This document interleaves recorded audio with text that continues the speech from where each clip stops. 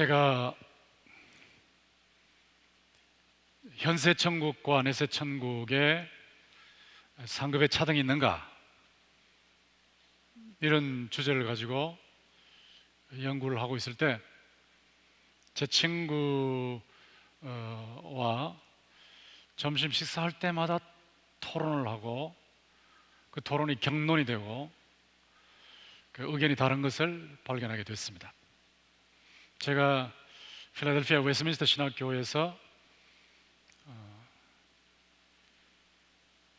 천국의 차등상급 이런 것을 가지고 마태복음을 중심으로 해서 박사학위 논문을 쓰게 됐는데, 그때 필립 E. 휴즈라고 하는 교수님이 계셨어요.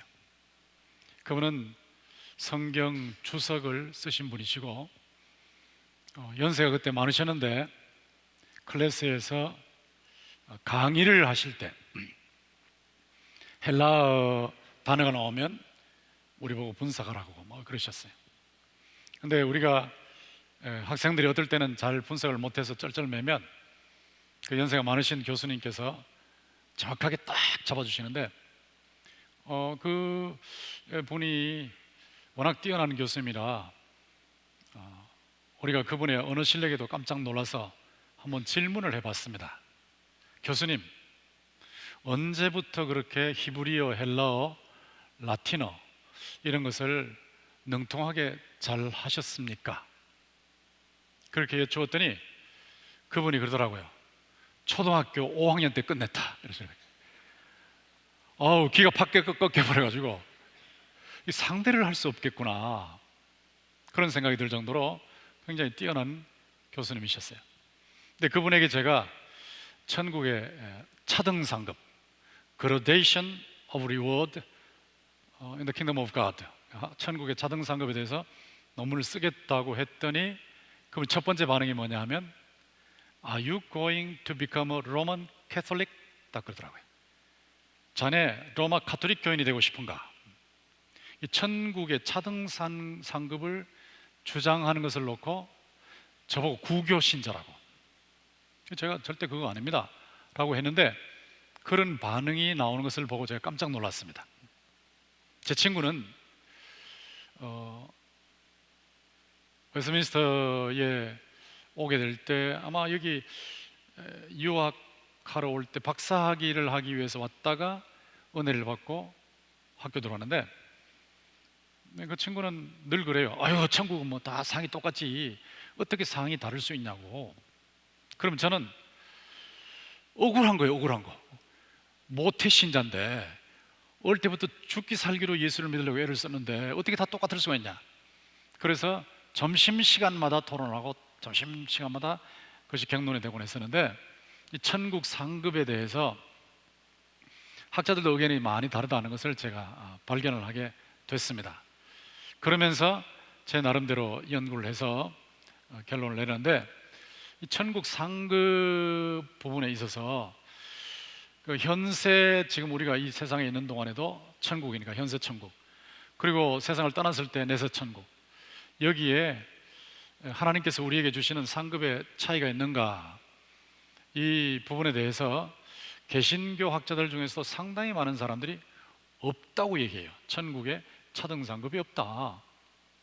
왜냐하면 마태복음 20장에 보면 포도원 품꾼 비유가 나오는데, 그 포도원 품꾼 비유를 보면 아침 일찍 온 사람이나 저녁 늦게 온 사람이나 다 마지막에 한 데나리온을 받지 않았냐.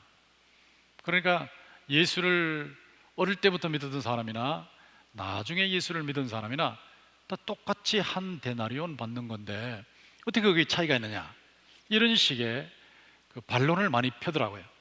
제가 그렇지 않다는 것을 성경 전체를 통해서 연구해서 특별히 마태복음에서 그 천국의 차등상급을 결론을 내리는데, 오늘 여기 본문을 보시면 9절에 보면 그런즉 우리는 몸으로 있든지 떠나든지 주를 기쁘시게 하는 자가 되기를 힘쓰노라. 우리가 살아있든지 아니면 천국 가든지 주님을 기쁘시게 하는 자가 되기를 힘쓰노라.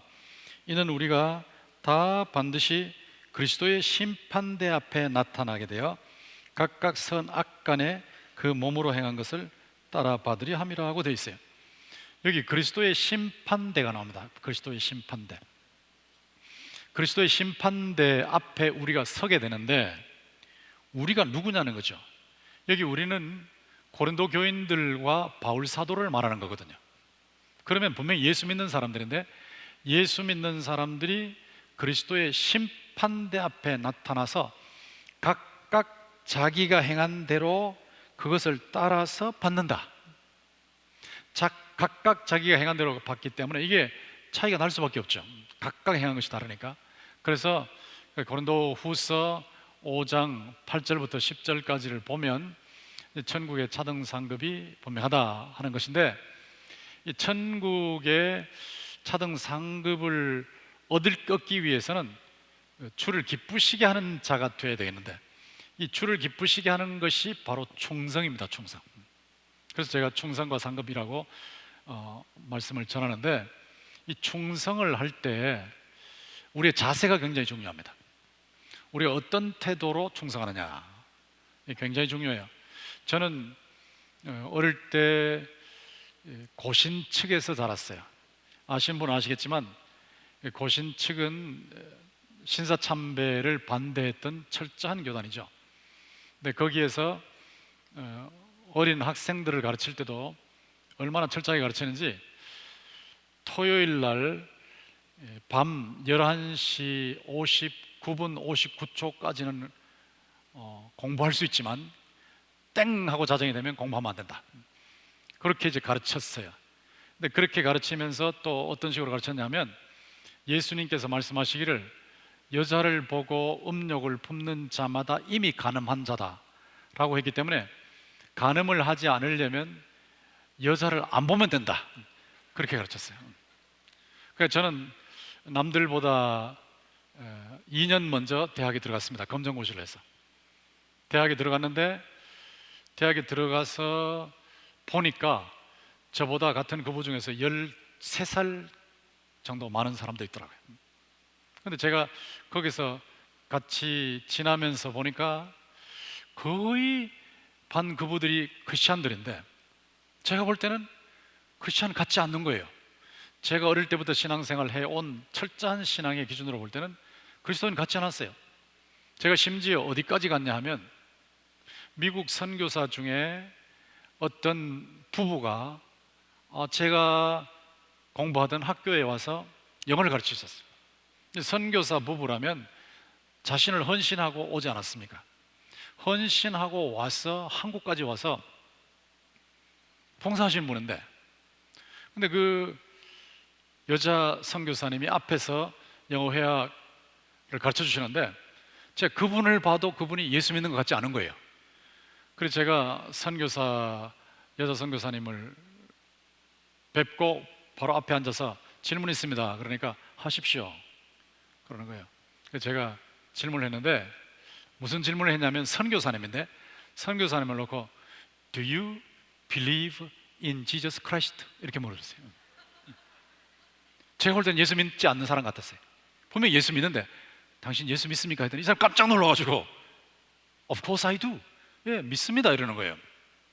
그 다음에는 제가 또 이해가 안 되는 게, 진짜 믿을까 싶어서 Then who do you think he is? 예수님이 누구라고 생각하십니까? 저는 뭘 기대했냐면, He's my savior. 그분은 나의 구주입니다, 이런 답을 기대했는데, 그 여자 선교사님이 뭐라고 말하냐면 He is my friend 이러시는 거예요. 내 친구입니다. 그러면 그렇지, 엉터리네. 그래서 제가 Only a friend? 친구밖에 안 됩니까? 라고 하니 이 사람이 깜짝 놀라는 거예요. 깜짝 놀라는 거예요.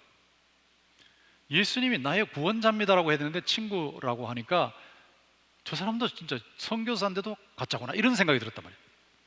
저는 철저하게 신앙생활을 하면서 남들을 보니까 다른 사람들이 제대로 신앙생활을 하는 사람이 없는 것 같았어요.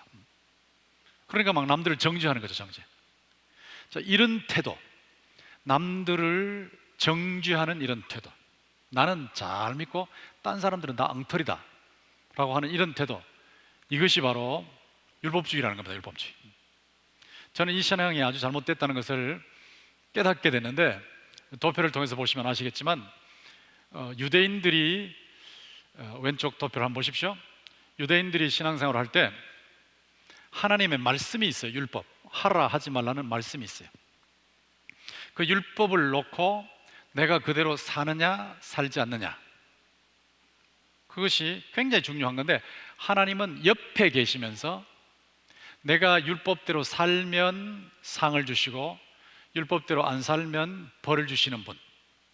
그러니까 여기 말씀이 있고 여기 내가 있고, 내가 말씀대로 사느냐 안 사느냐를 하나님께서 보시고 상을 주시기도 하시고 벌을 주시기도 하시는 분. 이 상태. 얼른 생각하면 신앙이 바른 것 같죠? 근데 저 신앙이 생기면 여러분들이 유대인들과 똑같이 남들을 정죄하는 사람으로 변하기 시작합니다. 유대인들은 얼마나 철저하게 안식일을 지켰냐 하면, 여기가 지금 집 대문이에요. 집 대문. 집 대문인데 안식일에 상대가 물건을 가지고 들어오는 거예요.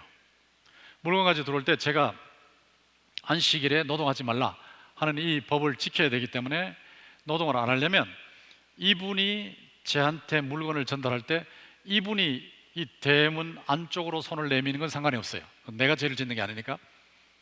그러나 내가 손을 대문 바깥으로 내미는 순간 안식일에 노동법에 걸리는 겁니다. 노동법에. 그래서 물건을 받을 때는 상대가 손을 내 쪽으로 밀도록 이렇게 받는 거예요. 이렇게 받으면 죄 안 짓는 거예요. 그리고 안식일에 침대 위에 물건이 있어요. 침대 위에 물건이 있는데 이 침대에 있는 물건을 손으로 이렇게 옮기면 안식일에 일하지 말라는 말씀에 걸려요. 그러니까 이렇게 손으로 옮기지 않고 안식일 노동금지법을 지키려면 팔뚝으로 옮기면 돼요. 팔뚝으로. 이게 유대인들이었습니다. 유대인들. 굉장히 잘 믿는 것 같죠? 그러니까 유대인들이 볼 때는 다른 사람들이 엉터리예요. 엉망진창이에요. 제가 딱 그 짝이었거든요. 다른 사람들이 엉터리는 거예요. 엉터리. 제가 그때 학교 다닐 때 행주산성에 소풍을 갔는데, 행주산성에 소풍을 가서 친구들과 같이 놀다가 제가 순례가 됐어요. 잘못한 것이 있었어요. 잘못한 것이 있어서 저에게 벌칙을 가하는데, 어떤 벌칙을 가하냐면, 거기 행주산성 한 8분 능선쯤에 저쪽에 산소가 있고 좀 평평한 곳이 있었어요. 거기에 앉아가지고 놀다가 제가 딱 걸리니까 권성수 하고는 이제 저한테 시키는데, 벌칙을 주는데, 제가 평소에 하도 심각하니까 심각한 저를 어떻게 좀 괴롭히려고 벌칙을 주는데, 무슨 벌칙을 주냐면 여학생을 업고 무덤을 돌아오라는 거예요. 근데 그때 저는 여학생을 이렇게 쳐다보면 음욕을 품고 죄를 짓기 때문에 여학생들 보고 이랬던 사람이에요. 눈을 마주치지 않았어요. 눈을 마주치죠. 이러고 있는데 그 여학생이 저보다 3살 많지만 제 등에 업힌다는 생각을 하니까 너무 기가 막히는 거예요. 그 물컹물컹한 몸을 업고 무덤을 한 바퀴 돌아온다는 상상을 못하는 거예요. 오늘 큰 죄를 짓게 생겼네. 그래서 제가 느헤미야처럼 하나님 앞에 묵도했습니다. 하나님, 죄를 안 짓고 이 벌칙을 감당할 수 있는 길을 열어주십시오. 그리고 눈을 딱 떴는데 보니까 옆에 신문지가 있는 거예요. 신문지를 보는 순간에 신문지를 등에다 댔습니다. 등에다 대고, 이 신문지가 등에 있기 때문에 그 여학생과 제 사이에 신문지라는 장벽이 있단 말이에요. 장벽. 그래서 저는 여학생의 몸하고 부딪히지 않는 거예요. 그렇게 해서 한 바퀴를 업고 돌아오는데 친구들은 막 배꼽을 잡고 웃는 거예요. 근데 저는 심각하게 돌아왔습니다. 그게 저의 모습이었습니다. 철저하죠? 신앙생활을 철저하게 하는데 남들이 전부 엉터리를 보여요. 99%의 크리스찬이 가짜야, 가짜. 이게 바리새인입니다. 바리새인. 여러분 신앙을 한번 체킹해 보셔야 돼요. 체킹. 제가 전도사 시절에 앞에서 주일학교를 인도하는데, 주일학교 인도할 때 아이들이 몇 명 왔냐 신경이 많이 쓰이거든요. 많이. 그래서 이렇게 저쪽 앞쪽을 향해서 엎드려가지고 기도하다가 몇 명 왔나, 이렇게. 제 괴로운 거예요. 저는 우리 부교육자들이 일을 할 때 안 갑니다, 거기. 제가 저기 쭉 얼굴 내밀면 목사님 체킹하러 오셨네 이렇게 생각할까봐 부담을 안 주려고 제가 안 가는 거예요. 최선을 다해라 그러고 내버려두는데, 그때 그렇게 제가 철저하게 뭘 좀 하려고 애를 썼고, 근데 새벽 기도를 하는데 말이야. 새벽 기도를 하는데 이게 담임 목사님이 앞에서 새벽 기도하다가 여기서 기도하는 권사님보다 먼저 들어가면 우리 담임 목사님 영역이 떨어졌다, 그렇게 하기 때문에 우리 친구들 중에 이게 기도하다가 갔나 안 갔나 이렇게 보고 다 갈 때까지 그렇게 기다리다가 나중에 간다는 그런 사람도 있었어요. 그때에 우리 목사님이 기도 시간이 나보다 더 짧아 라는 것을 기준으로 해서 목사님을 비판하는 거죠. 그게 율법주의입니다. 율법주의. 여러분, 그런 상태에 빠지면요 감격이 없어요. 신앙생활에 감사가 없어요.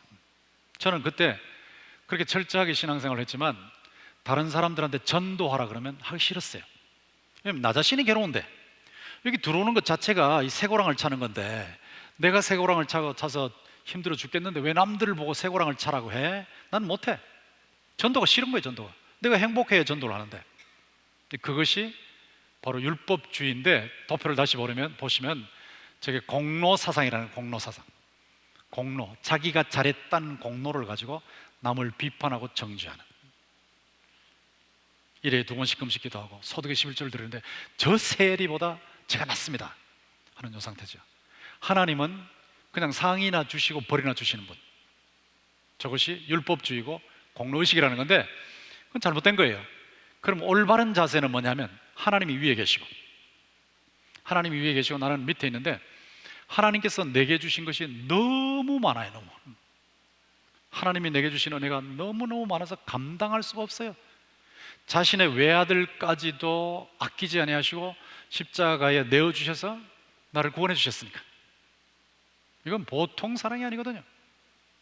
제가 신앙생활 하면서 혹시 하나님의 사랑을 의심할 때가 되면, 그런 시간이 오면요 십자가를 생각하는 거예요. 십자가를 생각하면 하나님의 사랑이 정말 무한이구나 하는 것을 느끼게 된단 말이에요. 하나님께서 자신의 외아들을 십자가에 내어주시기까지 사랑하시고 나를 위해서 외아들을 내어주시고 또 그 외아들이 이 땅 위에 오셔가지고 완벽한 의를 이루셨는데 그 완벽한 의를 내가 예수 믿는 순간에 내한테 넘겨주시니까, 나의 죄를 용서하시기 위해서 십자가에서 죽으시고 나에게 하나님의 완벽한 의를 넘겨주시기 위해서 제3일에 부활하셨는데, 하나님의 은혜가 얼마나 크냐 이거지. 상상할 수 없는 은혜거든요. 하나님께서 저와 여러분에게 쏟아 부어주신 사랑과 은혜가 상상을 초월하는 무한대임을 믿습니다. 너무너무 큰 거예요. 그 제가 좋아하는 찬송 중에 하나님의 은혜로 이 쓸데없는 자 왜 구원하여 주시는지 나는 알 수가 없도다. 하나님의 은혜가 너무 커요. 상상을 할 수가 없어요. 제가 20년 동안 목회를 하고 있지만 20년 동안 목회하는 동안에 어느 한순간도 하나님께서 안 도와주신 적이 없어요. 매 순간 붙잡아주세요. 참 기가 막힐 정도로 사랑하시는 것을 느끼고 있어요. 하나님께서 이렇게 많은 것을 쏟아부어 주시는데, 이렇게 많이 쏟아부어 주신 것을 놓고 도표를 다시 보시면 내가 그렇게 하나님에게 은혜를 받았으니까, 그렇게 은혜를 받은 상태에서 도표를 다시 보시면 방송실, 내가 이제 하나님 앞에 무엇을 할까요? 하나님 저에게 이렇게 큰 은혜를 주셨는데 이제 하나님께서 제게 주신 은혜를 제가 무엇으로 보답할까요? 무엇으로 보답하는 것이 하나님이 기뻐하시는 것입니까? 라고 하는 자세. 그랬을 때 말씀이 있단 말이에요. 말씀이 있어서 이대로 하면 돼, 하나님 기뻐하는 건 이런 거야, 이대로 하면 돼 라고 하면 저게 올바른 신앙입니다. 올바른 신앙. 하나님의 은혜에 감격했어. 그 은혜의 근거에서 주를 기쁘시게 하는 자 되기를 힘쓰는 삶, 이것이 정상적인 그리스도인의 생활이에요. 저 도표에서 오른쪽 도표, 그러니까 위에 하나님이 계시고 내가 밑에 있고 중간에 말씀이 있는 저 상태가 은혜 의식에 지배받는 삶이에요. 저렇게 살면 남을 정죄하지 않습니다. 남이 잘못하는 것을 봐도 나는 잘못하는 게 더 많은데, 내가 뭐 잘났다고, 내가 뭘 잘한다고, 내가 잘하는 것이 있다면 그 모든 것은 다 하나님께서 주신 것인데, 나의 나 된 것은 하나님의 은혜로 된 것이다. 내가 가진 것 중에서 하나님으로부터 받지 않은 게 하나도 없단 말이 하나도. 고린도서 15장 10절 말씀대로 나의 나 된 것은 하나님의 은혜로 된 것이다. 하나님의 은혜로 나는 살고 있다. 매 순간 하나님의 은혜가 아니면 숨을 쉴 수 없도록 하나님의 은혜의 지배를 받고 있는 삶을 살고 있다. 이랬을 때 다른 사람을 보는 눈이 너그럽습니다. 비교하지 않습니다. 정죄하지 않습니다. 하나님의 은혜에 대한 감격이 있기 때문에 기쁨이 있어요. 기쁨이, 행복이 있어요. 그래서 전도하라 그러면 내가 이렇게 좋은데, 예수 믿는 게 이렇게 좋은데 라고 해서 그 예수 믿는 삶을 남들에게 나누어 주고 싶은 사람으로 바뀌는 거죠. 이게 올바른 신앙입니다. 전 여러분들이 철저하게 주님을 사랑하시고 주님에게 헌신을 하시되 율법주의에 빠지지 마시고 하나님의 은혜에 녹게 되기를 주님의 이름으로 축원합니다. 하나님의 은혜, 하나님의 은혜, 하나님의 은혜에 녹으면 그 사람에게서 하나님의 은혜의 향기가 나오는 거예요. 충성의 올바른 태도가 바로 이겁니다. 하나님의 은혜, 하나님의 은혜. 근데 이런 하나님의 은혜에 이끌려서 하나님을 기쁘시게 하는 자가 될 때 어떻게 하면 기쁘시게 하는가? 하나님 말씀대로 하면 되겠죠. 근데 그 하나님의 말씀대로가 무엇이냐라고 할 때, 제가 오랫동안 신앙생활을 하면서 저희 아버님 대 때부터 교회를 보고 교인들을 보고 저를 보고 성경을 보고 현실을 보면서 정리한 것이 있습니다. 충성 10계명이라는 거예요. 충성. 이렇게 충성하시면 하나님이 기뻐하십니다 라고 하는 거예요. 제 1계명이 뭐냐면, 충성 10계명 제 1계명이 뭐냐면 섭섭증을 극복하라 하는 겁니다. 이 섭섭증, 이거 아무것도 아닌 것 같죠? 근데 교인들이 섭섭하면 교회 안 나버려요. 섭섭하면 봉사하다가 그만둬버려요. 열심히 잘하는 것 같은데 어느 순간에 쑥 빠지는 거예요. 나중에 알고 보면 섭섭하다는 거예요. 뭐 그렇게 섭섭하냐? 이 섭섭하면 발로 투표를 하는 게 교인입니다. 발로 투표. 교회 안 나버리니까, 안 해버리니까. 그 섭섭증을 극복해야 되겠다. 여러분이 주님을 섬길 때 섭섭증을 극복하셔야 돼요. 섭섭증은 자기의 기분이에요. 기분. 이 자기의 기분을 기준으로 삼으면 안 되거든요. 예수님께서 마태복음 16장 24절에 분명히 말씀하셨죠. 이에 예수께서 제자들에게 이르시되 누구든지 나를 따라오려거든 자기를 부인하고 자기 십자가를 지고 나를 따를 것이니라. 우리의 기분을 십자가에 못 박아버려야 돼요. 내 기분이 뭐 그렇게 중요하냐 이거지. 내 기분이 중요한 것이 아니고 하나님의 기분이 중요한 줄 믿습니다. 하나님이 기뻐하시면 그냥 하는 거예요. 내 기분에 따라서 움직이기 시작하면 주님의 일을 못합니다. 조금만 섭섭하면 행동을 가지고 부정적으로 나타나 버리기 때문에 자기 기분 따라가시면 안 돼요. 섭섭증을 극복하라. 두 번째 계명은 뭐냐면 모든 집회에 참석하라는 거예요. 모든 집회. 제가 20년 정도 목회를 하면서 교인들을 살펴보니까 어떤 교인이 고마운가. 하여튼 눈이 오나 비가 오나 무슨 일이 있으나 교회에 나오는 사람, 그 사람이 그렇게 고마울 수가 없어요.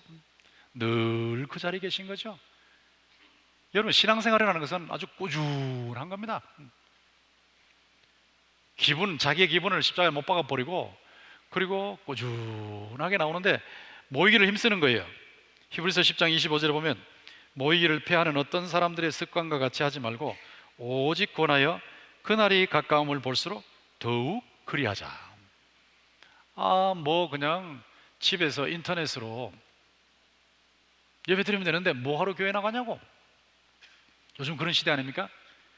교회 나가는데 안 나가.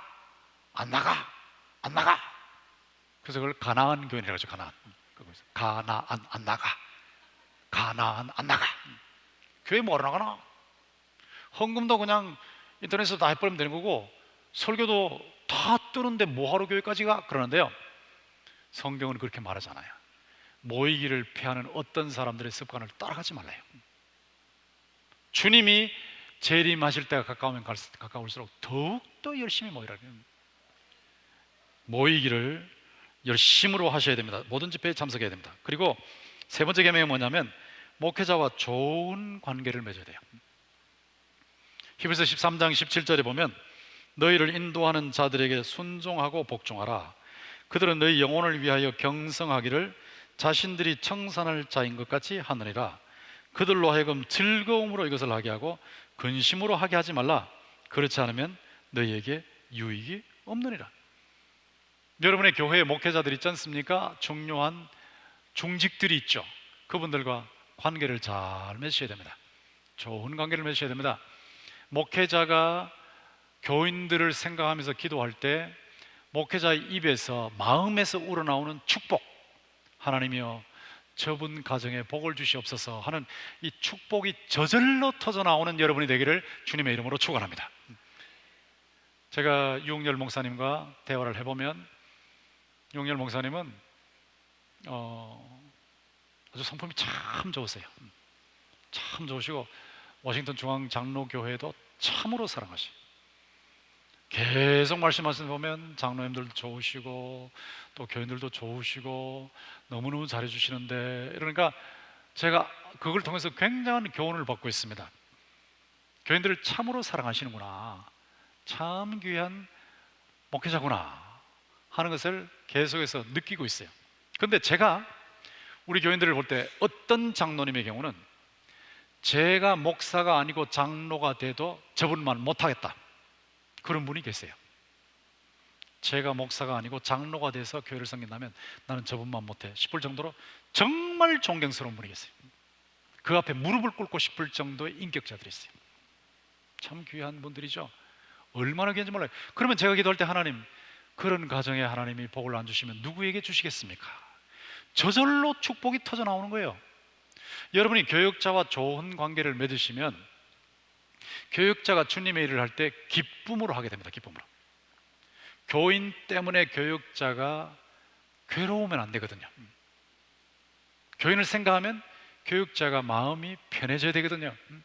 그러니까 교육자가 편안한 마음으로 목회할 수 있도록 만들어주는 것이 그 교회의 사명이에요. 그런데 워싱턴 중앙장로교회는 그런 교회라 제가 들으면서 계속 은혜를 받고 있습니다.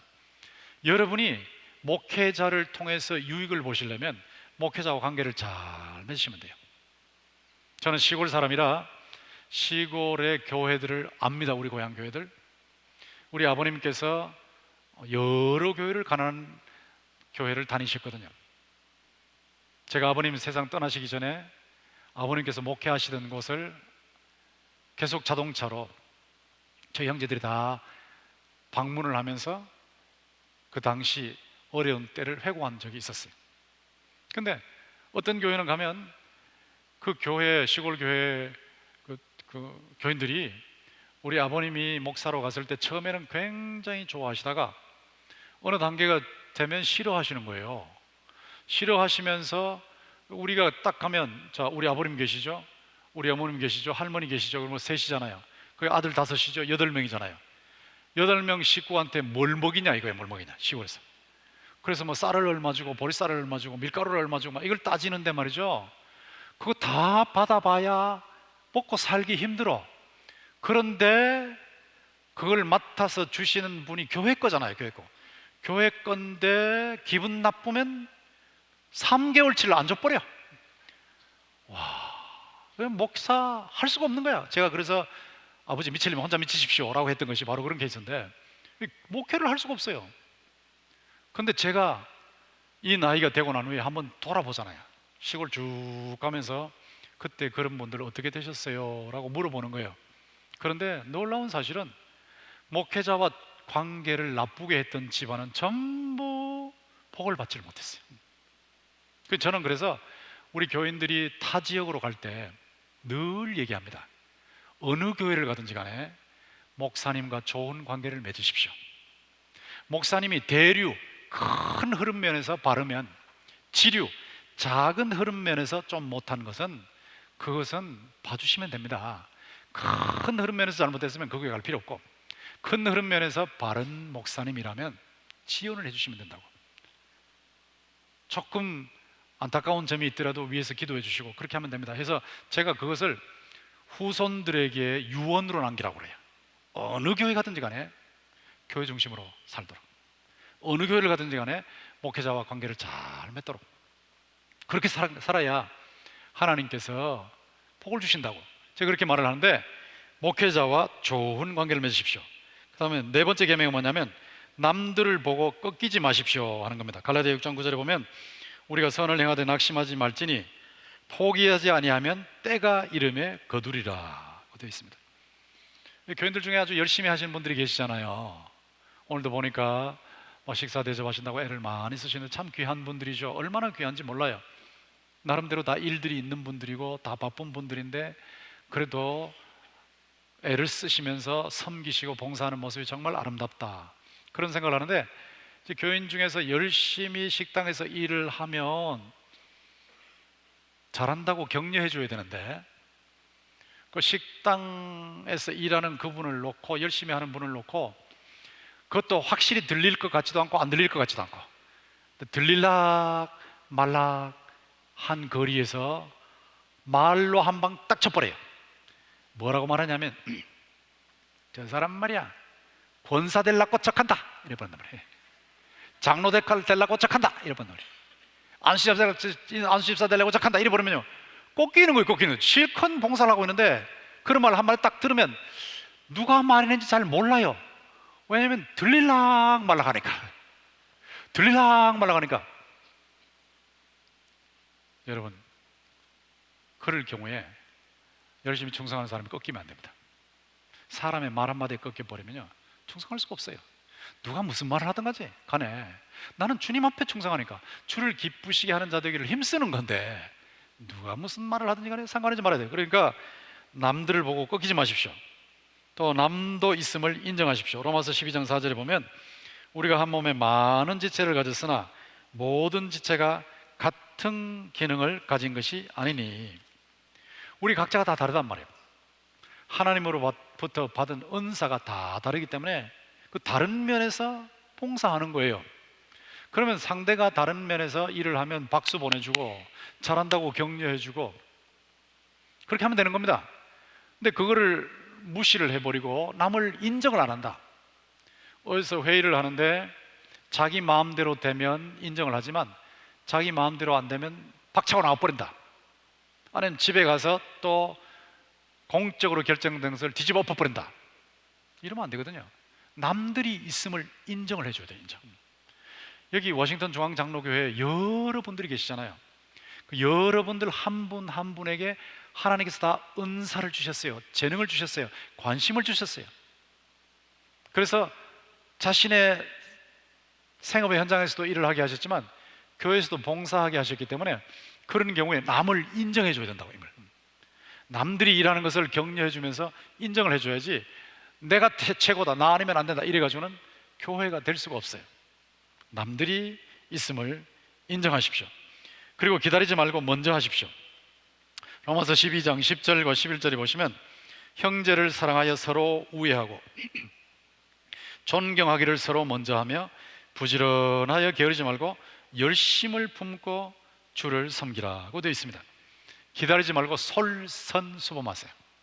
워싱턴 중앙장로교회 그런 분들이 참 많으신 줄로 알고 있는데요, 제가 대구 동신교회에서 일을 하면서 감격하는 것이 뭐냐, 서울에서 어느 큰 교회 주일학교에서 봉사하던 교수님 한 분이 또 서울에 또 어떤 다른 큰 교회 가서도 봉사를 해봤대요.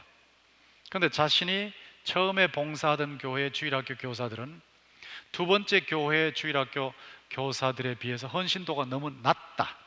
두 번째 교회는 갔더니 정말 헌신하는 것이 대단하더라. 그렇게 얘기를 하는데 그분이 대구 동신교회에 내려왔어요. 대구 동신교회에 내려와서 동신교회의 각 부서에서 헌신하는 사람들을 봤는데, 자기는 이제 주일학교에 관심이 있으니까 썬데이스쿨에 들어가서 봤는데 교사들이 헌신하는 모습이 너무 다르다는 거예요. 너무. 그러니까 충성하는 모습이 너무 달라서 전에 첫 번째 교회, 두 번째 교회, 세 번째 교회하고 비교가 안 될 정도로 헌신도가 높다는 거예요. 그 얘기를 들으니까 목사로서 굉장히 기분이 좋더라고요. 근데 제가 가끔씩 교인들이 봉사하는 모습을 봅니다. 일부러 그러는 건 아니고 가끔씩 보는데 교인들이 봉사하는 모습을 볼 때 눈시울이 뜨거운 거예요. 어떻게 저렇게 충성할 수 있을까? 그러니까 어느 부서에 들어가든지 간에 얼마나 충성을 하는지, 목회자로서는 정말 감격해서 눈시울이 뜨거울 정도로 그렇게 헌신하고 있는 거예요. 사회적으로 나가면 다 대단한 사람들인데 그 대단한 사람들이 교회 와서 어떻게 저렇게 주님을 섬길 수 있을까? 참 감사하죠. 저는 여러분들이 주님의 교회를 섬기실 때 기다리지 말고 솔선수범하기를 주님의 이름으로 부탁합니다. 앞서서 하세요. 3D, 교회의 3D 업종에 뛰어드십시오. 남들이 참 힘들어하는 쪽에 뛰어드셔서 헌신하십시오. 그리고 7번, 일곱 번째는 충성이 비난받지 않게 하라. 로마서 14장 16절에 보면 그러므로 너희의 선하는 것이 비방을 받지 않게 하라. 특별히 불신 가정에서 여러분이 신앙생활 하신다면 불신 가족들에게 비방받지 않도록 주의하셔야 합니다.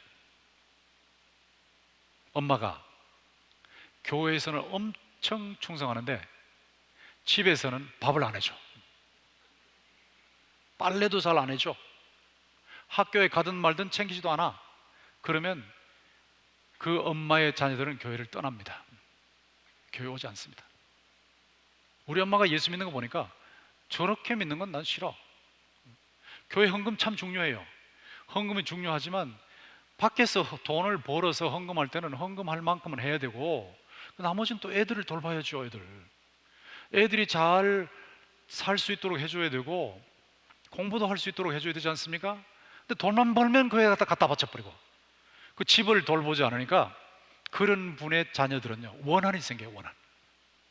원한이 생겨서 우리 아빠가 믿는 하나님 믿고 싶지 않다는 거예요. 그렇게 하면 안 됩니다.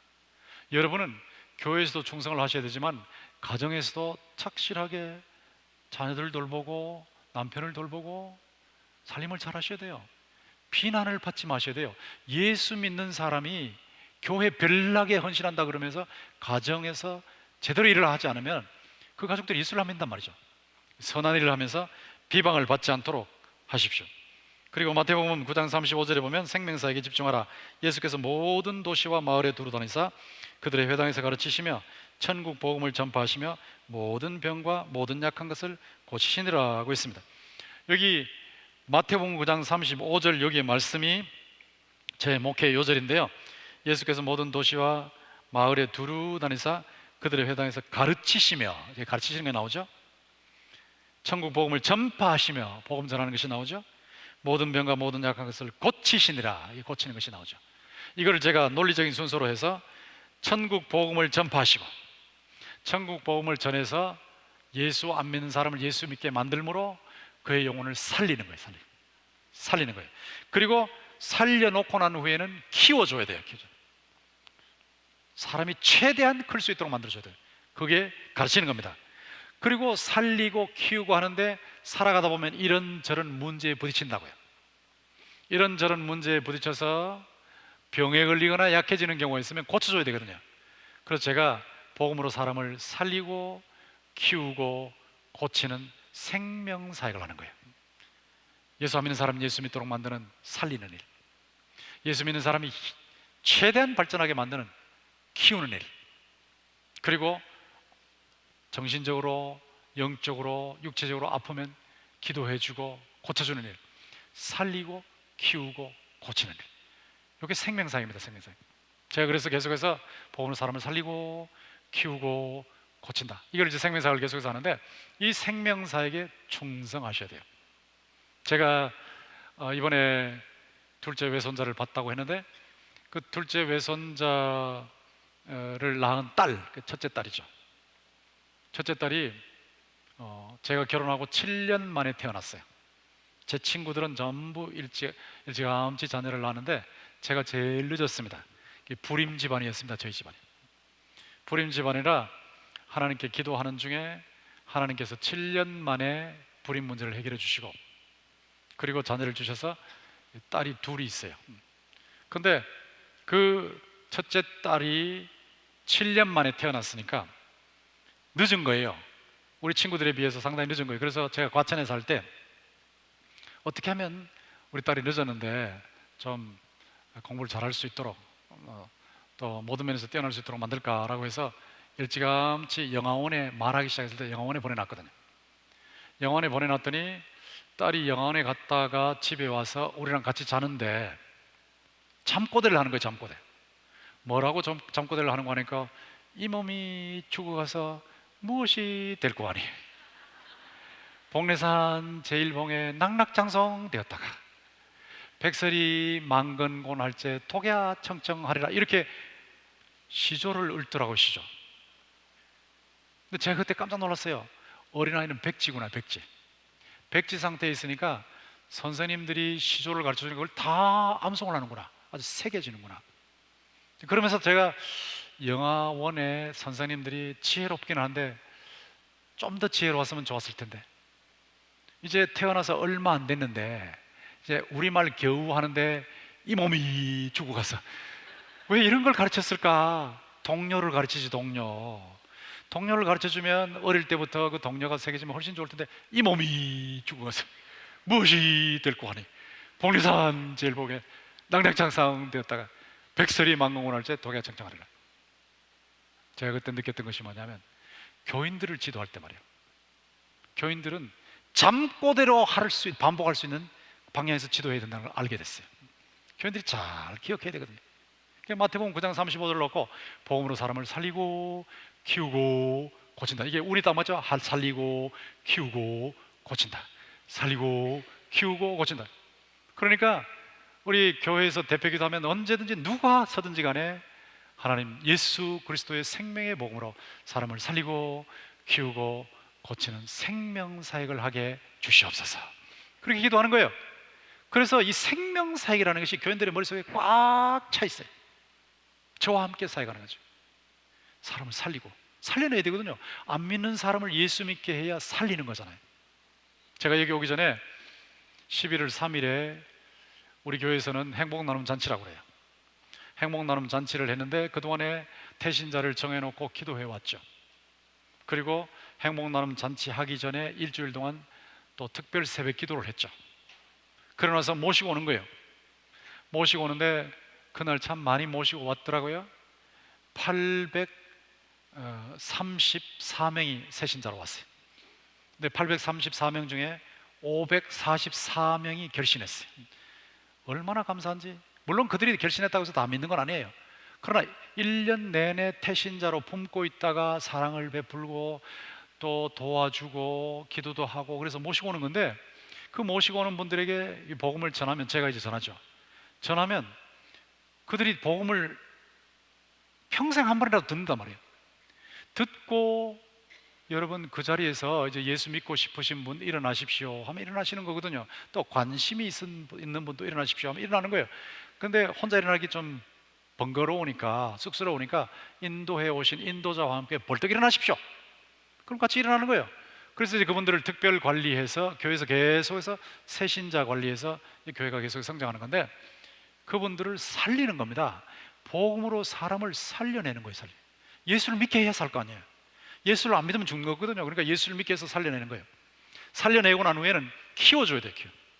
이분들이 자라날 수 있도록 만들어줘야 되는데, 하나님께서 여러분에게 주신 재능이 엄청 많습니다. 보통 사람은 하나님 주신 재능에 10% 쓰고 간대요. 10%.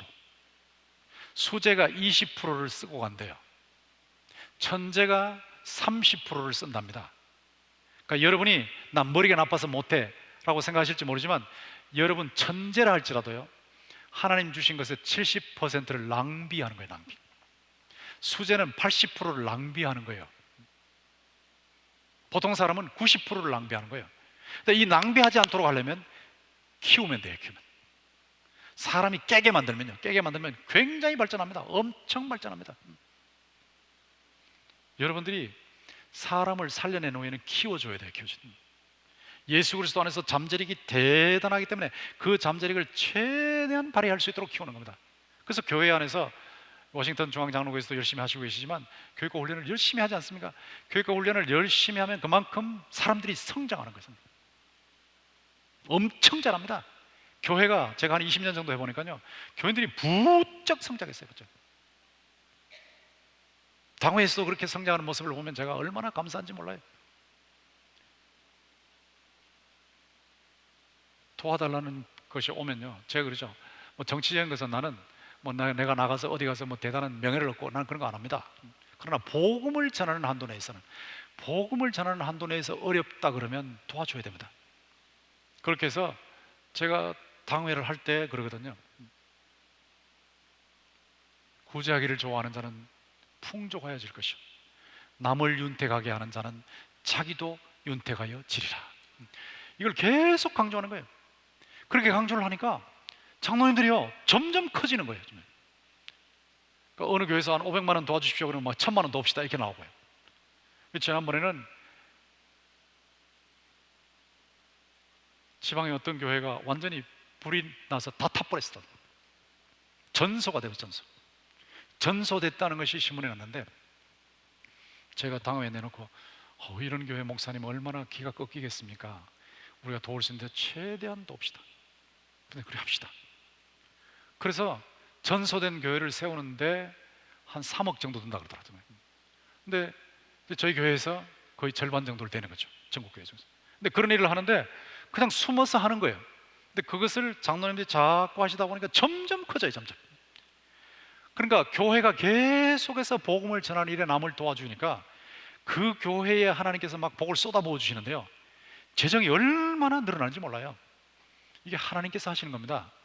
여러분들이 가진 것을 가지고 남들에게 베풀면서 남들이 올라올 수 있도록 도와주시면 하나님께서 그만큼 넘치게 채워주실 줄 믿습니다. 자꾸 채워주시는 거예요. 당회 때마다 제가 그 잠언 11장 29절을 암송해서 장로님들이 굉장히 틀이 커지셨어요. 이젠 저보다 더 틀이 더 커요. 이게 키우는 겁니다. 키우는 것. 점점 크는 거거든요. 제가 처음에 그 교회 가가지고 우리 교회 100만 원 이상 11조 할 수 있는 가정 1000가정 이상 나오게 해주시옵소서, 그렇게 기도를 했어요.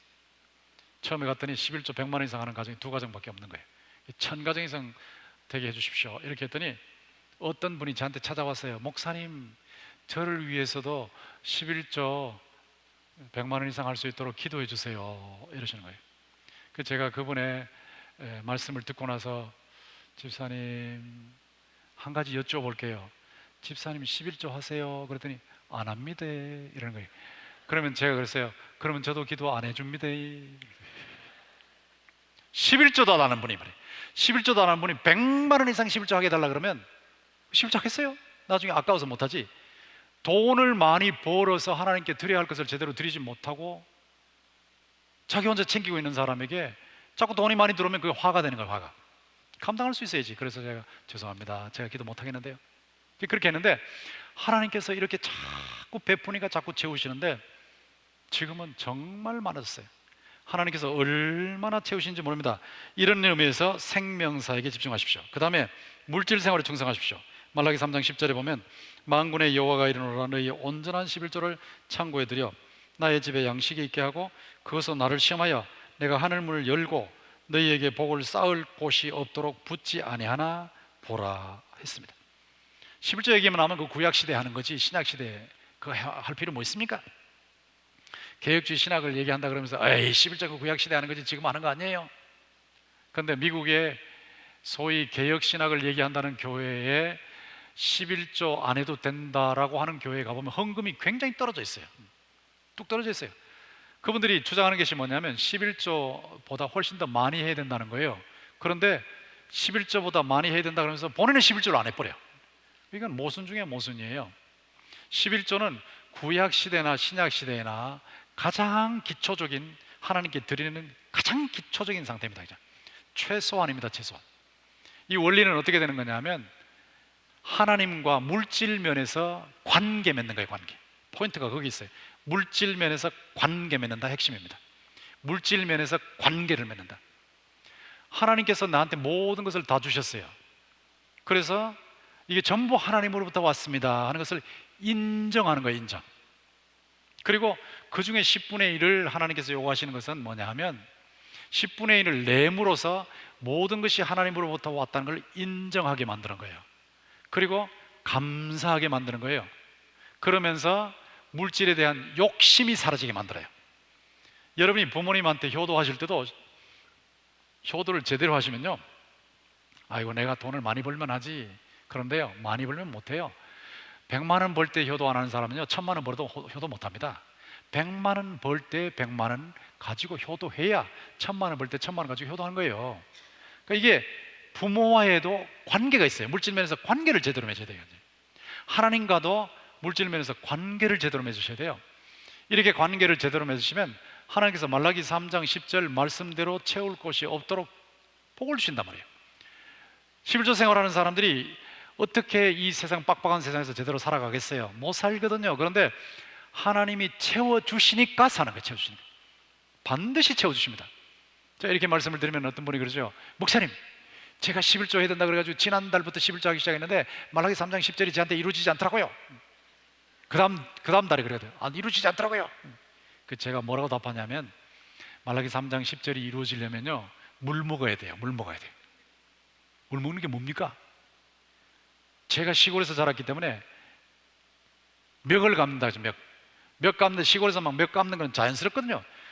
물 속에 들어가면 뜨는 게 자연스러운 거예요. 뜨는 게 이렇게 하늘 쳐다보면서 구름 쳐다보면서 그냥 물 속에 이렇게 떠 있는 그 시골에서 개구리처럼 노니까 그렇게 살았는데 서울 딱 갔더니 사람들이 수영을 배우는데 돈을 낸다 그러더라고요. 돈을 낸다. 이상한 사람들도 다 있다. 수영은 자연스럽게 다 하는 거지 무슨 돈을 내? 그렇게 생각했는데 시골에서 살았으니까, 물가에서 살았으니까. 그런데요, 수영을 돈을 내고 배우려면요 이 땅에다가, 바닥에다가 발을 대고 있으면 수영 절대로 못 배워요. 물속에 들어갔을 때 바닥에서 발을 떼야 됩니다. 발을 떼면 뜨잖아요. 뜨면서 제일 먼저 먹는 게 뭐냐면 물이에요. 물. 그러면 수영을 배워요. 나중에 수영 마음대로 해요. 지난달에 11조하고 이번 달에 이게 말라기 3장 10절이 이루어지기를 바라면 안 됩니다. 지난달에 11조였으면요 그 다음 달 물 먹습니다. 물 먹습니다. 제일 먼저 자신이 그만큼 냈기 때문에 힘들어져요. 근데 그 힘든 과정을 잘 통과하고 나면 하나님과의 물질면에서 인격적인 관계가 형성되고 나면 그 다음에는 하나님께서 때가 되면 채워주시는 거예요. 놀랍게 채워주세요. 그래, 이걸 통과해야 돼. 이 과정을 통과해야 여기 맛을 보는데 물질 생활 면에서 이 부분을 통과 못한 분은 평생을 지나도 이 부분을 못해요. 저는요 여러분들이 물질 면에서도 하나님과 올바른 관계를 맺으시기를 주님의 이름으로 축원합니다. 이 우주 만물이 다 우리 아버지 하나님 거예요. 저는요 이 많은 만물, 많은 돈, 그걸 믿는 사람들이 가지고 와서 그걸 하나님을 섬기는 데 사용해야 된다고 생각해요. 여러분이 어떤 분야에 들어가서 무슨 일을 하든지 간에 하나님께서 여러분의 물질 생활에 넘치는 복으로 채워주시기를 주님의 이름으로 축원합니다. 하나님이 채우시면 되거든. 하나님이 채우시면 되거든. 하나님이. 그럼 물질 면에서 헌신하십시오. 그리고 충성하면서 성장하십시오. 디모데전서 3장 13절에 보면 집사의 직분을 잘한 자들은 아름다운 지위와 그리스도 예수 안에 있는 믿음에 큰 담력을 얻느니라. 여러분들이 충성을 하시면요 집사든 장로든 아니면 권사든 뭐 교사든 성가대원이든 충성을 하시면 충성하시는 동안에 아름다운 지위를 얻습니다. 꾸준히 충성하시면 하나님이 인정해 주세요. 사람들도 인정해 줍니다. 그게 아름다운 지위입니다. 그리고 담력을 얻습니다. 담력. 사람이 담력이 생겨요. 믿음의 담력. 제가 총신에서 기획실장을 할 때 총신 전체 살림을 감당하고 있었거든요. 그때 5,000평을 지어봤어요. 학교 건물 5,000평을 지어보니까 제가 대구 동신교회 내려와서 건물 짓는 거는 너무 간단하더라고요. 그때 그걸 지어봤기 때문에 담력이 생기니 담력이 생겨서 그 다음에 너끈하게 해내는 것을 제가 스스로 발견했어요. 여러분들이 주님의 일에 충성하기 시작하면 점점 믿음의 담력이 생기기 시작합니다. 하나님이 복을 주시면 되지, 반드시 될 거야 라고 하는 것이 생기기 때문에 하나님께서 넘치게 채워주시니까 여러분들이 충성하시면서 성장하기를 주님의 이름으로 축원합니다. 이게 충성 10계명이에요. 한번 띄워놓아 보세요. 10가지를 한꺼번에 띄워보십시오. 여러분 다 들으셨는데, 여러분 저 10가지 중에서 어느 쪽에 모자라는지를 체킹해 보시라고요. 제가 여기 다시 와서 말씀을 전할 기회가 있겠습니까? 어쨌든 저는 말씀을 전하고 지나가는데 성경에 근거해서 10계명을 만들어냈기 때문에 여러분 저대로 사시면 주님을 기쁘시게 하는 자가 되는 거거든요. 그 어느 쪽이 모자라는가 챙겨보시라고. 챙겨보시고 모자라는 부분을 메고 나가시면서 주님 앞에 헌신하시면 됩니다. 이렇게 하시면 그리스도의 심판대 앞에서 상급을 받는데 차등 상급을 받아요. 그리스도의 심판대 앞에 서서 상급 받는 거, 이거는 상급 심판을 받는 거예요. 상급.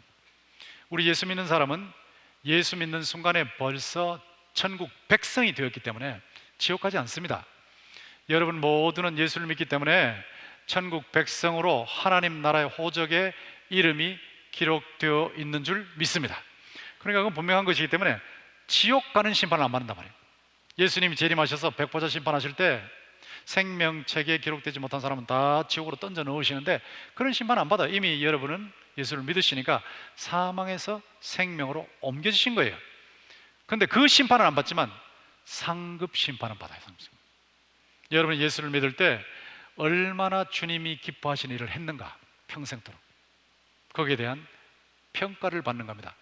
은밀한 중에 보시는 하나님께서 반드시 갚아주시기 때문에 하나님의 평가를 받는데 이 차등상급이라는 것은 그래서 있는 거예요. 제가 누가복음 19장 11절부터 27절까지 보면 문화비유가 나오는데 한 사람은 한 문화를 받아서 10문화를 남겼어요. 10문화를 남겼을 때 10고을을 다스리는 권세를 주셨어요, 하나님께서. 근데 한 사람은 한 문화를 가져가서 5문화를 남겼어요. 5문화를 남겼을 때 5고을을 차지할 권세를 얻게 됐습니다. 10고을 차지하는 권세가 뭔지, 5고을 차지하는 권세가 뭔지는 천국 가봐야 알겠지만 분명한 것은 10개 남긴 사람은 10고을 차지하는 권세, 5개 남긴 사람은 5고을 차지하는 권세를 다르게 받는다는 겁니다. 이게 천국의 차등상급이라는 거예요. 선악간해라고 했는데 선악간의 악이 뭐냐라고 하는데, 제가 동시교회 목사가 되기 전에 예전에 어느 교회에서 강도사로 있었는데요, 그 교회 청년이 주일날 예배드리러 오지 않고 대연각 호텔에 가서 춤을 췄어요. 그런데 그때 대연각 호텔에 화재가 일어났습니다. 불이 어마어마한 불이 일어나서 사람들이 타 죽었죠. 그때 그 청년이 그 자리에 있다가, 교회 오지 않고 그 자리에 있다가 그 불을 만난 거죠. 근데 저는 그때 그 유학을 갔기 때문에 찾아가 보지 못했는데 부목사님이 다녀오셨는데요, 부목사님이 그 청년에게 가는데 그 청년이 수건처럼 수처럼 됐더래. 수처럼 다 탔는데 입은 아직도 살아있더라고. 근데 그 청년이 뭐라고 말했냐면, 목사님, 저는 하나님이 살아계신 것을 확신했습니다. 그 청년 천당 갔어요. 천당 갔는데 하나님 살아계신 걸 확신했으니까 천당 갔는데 평소에 그렇게 살았거든. 평소에 그렇게 살았으니까 천국 가면 부끄러운 구원을 받는 거예요. 부끄러운 구원. 그러니까 여러분 중에서는 부끄러운 구원을 받는 분이 한 분도 없기를 주님의 이름으로 축원합니다. 네, 영광스러운 구원을 받아야 되겠죠. 이 천국을 말할 때 현세 천국에서 상급이 있는데요, 영적 축복을 누리게 됩니다. 마태복음 5장 3절에서 10절에 보면 심령이 가난한 자는 복이 있나니 천국이 저희 것이며 애통하는 자는 복이 있나니 저희가 위로를 받을 것이며 쭉 나오죠. 영적인 복을 누린다고요. 제가 늘 말씀드리지만은 여러분의 영혼이 잘 되면 다른 부분이 다 풀립니다.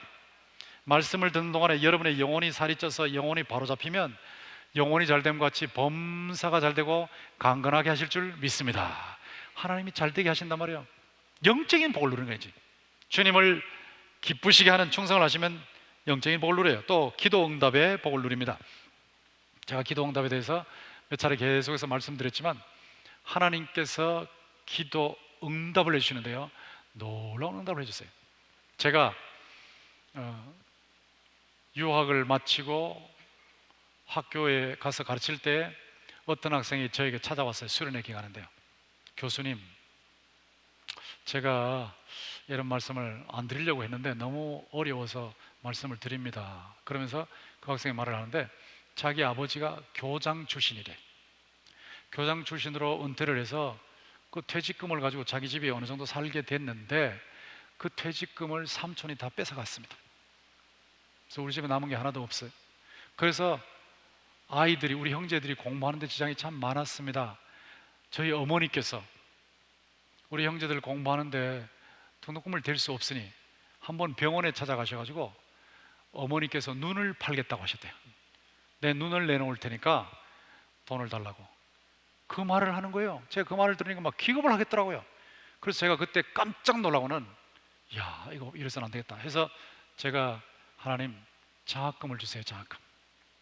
장학금을 주세요 하고 기도를 했는데 하나님께서 장학금을 주셔서 한 10명 정도의 신학생들에게 장학금을 그때 대주게 됐습니다. 미국에 있는 어떤 장로님들이 하겠습니다 그래가지고 대주게 됐는데 그때 저한테 그렇게 말했던 분이 지금은 교수가 돼 있죠.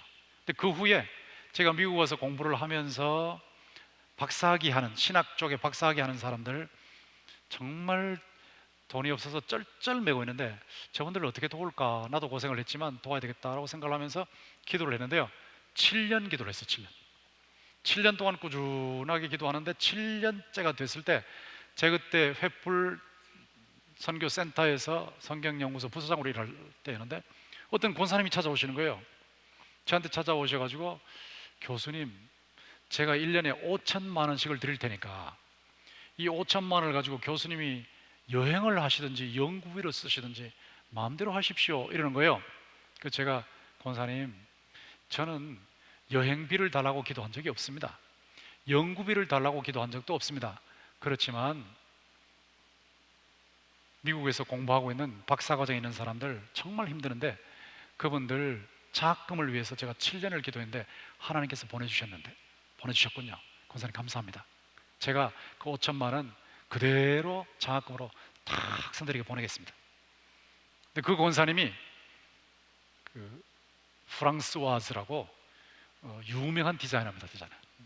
그 디자이너가 1년에 5천만 원씩 가지고 오셨어요. 근데 그 5천만 원씩 가지고 와서 제가 그동안에 계속 저희 아내를 통해서 그 장학금을 많이 줬는데 한 20몇 년을 한 겁니다.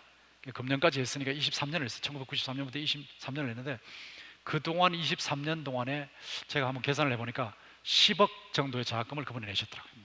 참 놀라운 사실은 7년 기도했는데 하나님께서 그분을 보내셔서 응답해 주는 것을 제가 체험했어요. 여러분이 주를 위해서 헌신하면서 충성을 하시면 하나님께서 여러분의 기도에 응답하실 줄로 믿습니다.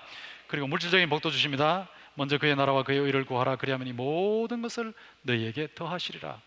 하나님께서 더해주세요. 채워주세요.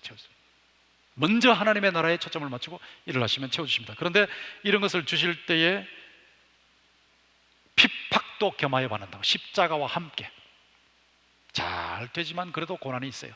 여기저기 주님 이름 때문에 고난당하는 것이 있는데 그것과 함께 이런 상을 받는 겁니다. 이게 현세 천국이고요. 미래 천국에서는 하나님 칭찬이 있어요. 잘하였다, 착하고 충성된 조가, 네가 작은 일에 충성하였으니 많은 것으로 내가 너에게 맡기리라 하는 잘하였도다 같은 거죠. 제가 미국에서 유학을 할 때 그때 리비아의 가다피가 미국 레이건을 괴롭혔어요. 하루 강아지 범 무서운 줄 모른다고. 그 레이건의 수염을 땡기듯이 괴롭히고 있는 거예요. 그러니까 레이건 대통령이 계속 그것을 당하고 있다가 어느 날 명령을 내렸습니다. 지중해에 있는 미 공군 부대를 보고 리비아의 가다피 관절을 때리라고. 그래서 리비아의 가다피 관절을 미 공군기들이 떼가지고 뿅 해가지고 때리는데, 폭격을 했는데 그 가다피가 그때 관저에 있었으면 즉사했을 겁니다.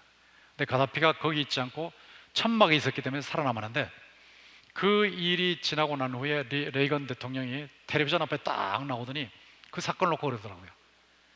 웰던! 그런 거예요. 잘했다. 저는 그 얘기를 듣고 저 레이건 대통령이 2억 몇천만 명의 미국의 대통령으로 웰던 그러니까 굉장한 힘이 있는데, 내가 저기 나가서 웰던 그러면 누가 내가 하는 말을 알아주겠나, 그런 생각이 나더라고요. 레이건 대통령은 전 세계에서 초강대국의 최고의 대통령이에요. 그런데 하나님은 어떤 분이냐, 이 우주 속에, 지구도 하나의 별인데 우주 속에 700해의 별이 있습니다.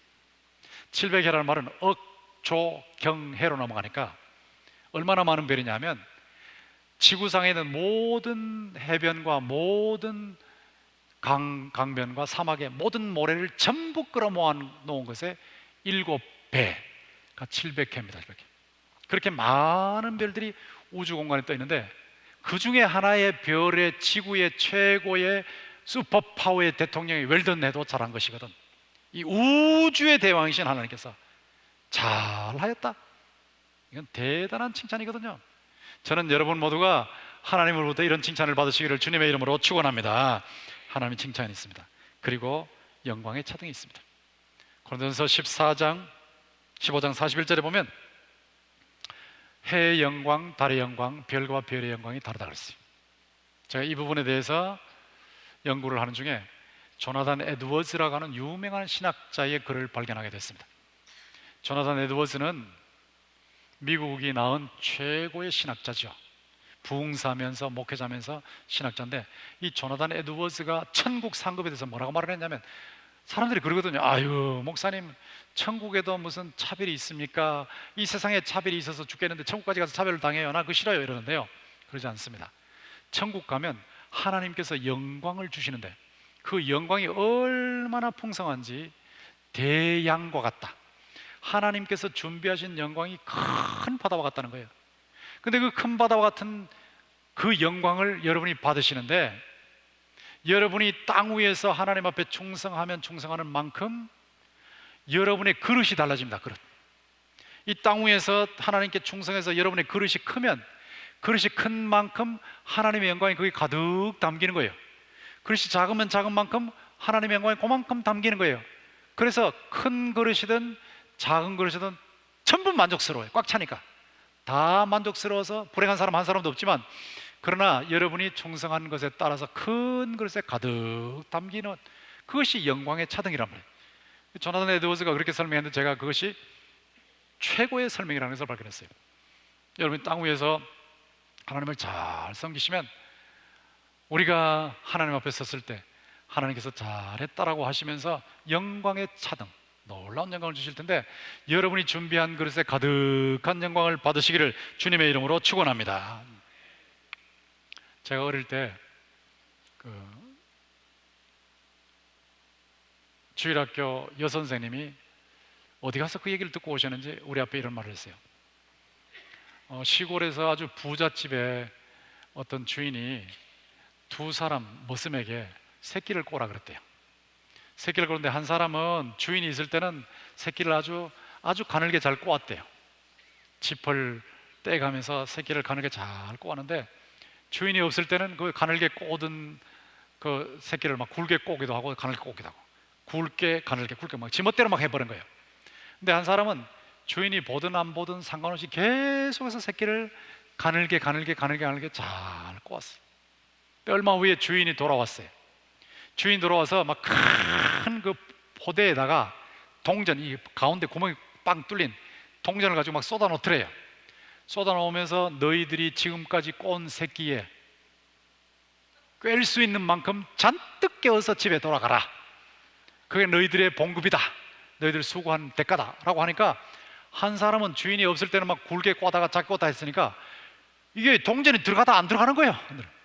근데 한 사람은 계속해서 가늘게 꼬았으니까 동전이 막 잔뜩 들어가서, 가늘게 꼬은 사람은 동전을 잔뜩 메고 집으로 돌아갔고, 굵게 꼬았다가 가늘게 꼬았다 한 사람은 그런 줄 알았으면, 진작 그런 줄 알았으면 가늘게 꼴걸, 가늘게 꼴걸, 가늘게 꼴걸, 그리고 동전 몇 개 못 가지고 집으로 돌아갔다. 그런 얘기를 하시는데 아직까지 잊어버리지 않습니다. 여러분, 이 땅 위에 사시는 동안에 하나님이 눈에 안 보여요. 그렇지만 주님을 기쁘시게 하는 일에 힘쓰시기를 주님의 이름으로 축원합니다. 열심히 성실하게 사시면 은밀한 중에 보신 하나님께서 반드시 갚아주세요. 여러분이 땅 위에 있는 동안에도 여러분과 여러분의 후손들에게 갚아주시는데, 나를 사랑하고 내 계명을 지키는 자에게는 천대까지 은혜를 베푸느니라 하시는 그런 하나님의 놀라운 복이 있는데, 현세 천국에서도 그런 상을 받으시고 내세 천국에서도 하나님 주신 놀라운 상급을 받는 충성하는 분들이 되시기를 주님의 이름으로 축원합니다. 하나님 아버지 감사합니다. 이 시간에 충성과 상급에 대해서 말씀을 드렸는데, 천국 상급의 비결이 공중에 뜨지 않게 하시고 우리 성도들의 마음속에 깊이 새겨질 수 있도록 역사하여 주시옵소서. 거하든지 떠나든지 주를 기쁘시게 하기를 힘쓰는 모든 성도들이 되게 하셔서 주께서 은밀한 중에 보시고 갚아주시는 것을 한 분도 빠짐없이 체험할 수 있도록 역사하여 주시옵소서. 예수님의 이름으로 감사하며 기도하옵나이다. 아멘.